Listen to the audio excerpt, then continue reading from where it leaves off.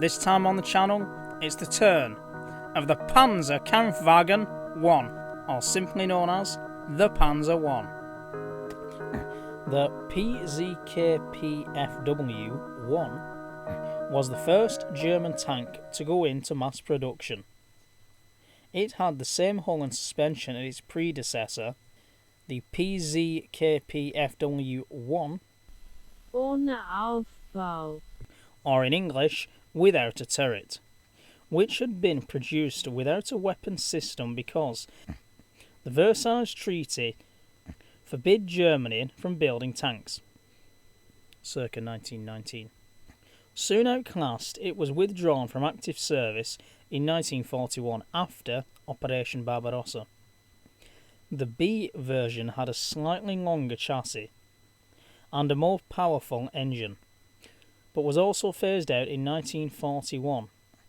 There was also a command version, which was used at all levels in the headquarters of Panzer units from the mid-1930s up to the early war years.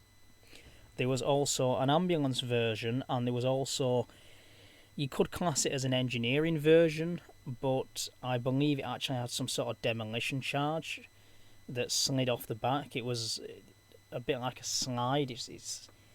It's not hard to describe, but it's probably hard for you to picture. And there was a little demolition charge on the end of it. The superstructure had been raised to make room for the radio and its operator, because to be honest it looks like a pillbox on tracks. The final model was a 21-ton infantry assault tank, which had very thick armour. 30 were built in 1942, a few being combat tested in Russia. However, as a result of these tests, further orders were cancelled.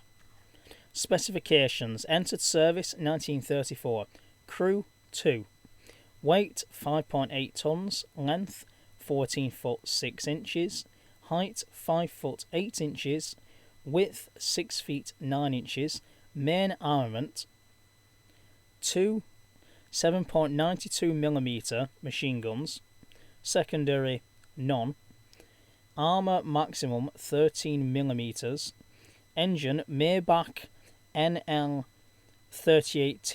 6-cylinder 100 horsepower petrol, top speed 40 km or 24.8 miles per hour, and range 135 km or 95 miles. Okay, so these were also used in China in 1937. 10 Panzer Is, the A model, was sold to the Republic of China during the period of strong cooperation ties between the Republic of China and Nazi Germany, which were involved in the Battle of Nanjing by the 3rd Armoured Battalion of the National Revolutionary Army, NRA, to fight against the Imperial Japanese Army, of course, following the fall of Nanking. The Chinese Panzer Is were captured by the Japanese, who put them on display. Yasukuni SH Yasukuni Shishline. Because of the close relationship between Hitler's Germany and Imperial Japan. By that time, the Chinese Panzer was instead labelled as made in the USSR, being the common enemy of the two strongly anti-communist nations. In a twist, they were actually tested in the USSR because of the Treaty of Versailles, that of course banned Germany from having tanks. So it's quite ironic that the Japanese labelled them made in the USSR. After Germany, Spain fielded the largest number of Panzer I tanks. In total, 122 were exported to Spain during the Spanish Civil War, and as late as 1945. Armoured Division fielded 93 Panzer Is remained in use in Spain until aid arrived from the USA in 1954. My gosh, that is something.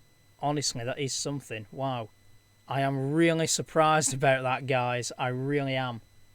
when they were replaced by the relatively modern M47 pattern. Between 1935 and 1936, an export version of the Panzer I, version B, named the LKB Kampfwagen, was designed for export to Bulgaria. Modifications included upgunning to a 20mm gun and fitting a Krupp M311 V8 engine. Although 3 examples were built, none were exported to Bulgaria. Although a single Panzer I, a final order was supplied to Hungary in 1942, totaling 8 B models and 6 command versions.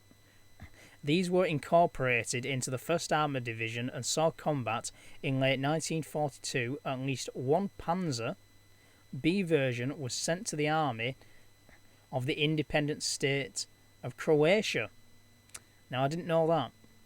And I believe they're also used in anti-partisan operations, just like the captured French tanks in the Balkans. Between 1934 and the mid-1940s, several versions of the Panzer I were designed, especially during the late war years of its combat history, because they were obsolescent, incapable of defeating foreign armour, and outclassed by newer German tanks. The Panzer I chassis was increasingly adapted as tank destroyers and other variants, including, if my memory serves me correctly, self-propelled guns. One of the best-known versions was the small armoured command vehicle built on the A variant and B chassis. 200 of those were manufactured. The Panzer I B version chassis was also built to the German Army's specification. First tracked tank destroyer, the Panzerjäger I. This vehicle was armed with a Czech 47mm or 1.85 inches anti-tank gun. So that's what I was saying before, how I think there was different versions of this. I knew that there was a self-propelled gun, but maybe what I'm thinking of is the tank destroyer, and to be honest, I don't think I've ever seen one of them, so I'll have to look it up. I'm thinking of another tank destroyer, which is from 1944 on the Panzer chassis, but that's another story for another video. And there was also an ambulance model of this as well. I know that for sure because there's quite a few model kits available for that version. And to be honest, this actually raises a question for me, and I'll just look at the command tank again, because these were basically the same as the command tanks, obviously unarmed and without the big frame aerial. But I don't really see how they could get stretchers in there. I know that the 2 doors opened on the left, but what I mean is I don't actually see the actual you could call it a box, an armoured box, how wide it could be for them stretchers, and it doesn't look like you would get more than 2 in there at a pinch. So were they just for walking wounded, or did they actually put the stretchers on the outside as well as the walking wounded, which in my opinion would be a little pointless, but I guess back then, especially with, if fighting was raging all around, it was get on, let's get the hell out of here. Let's fit as many casualties on as we can. It purely could have just been down to that. I have no idea. But if anyone can tell me about the ambulance version, as in how many stretchers it could get in, or was it just walking wounded, because I've been wanting to know that for many, many years, just write it down in the comments and I will get back to you. Have a good one.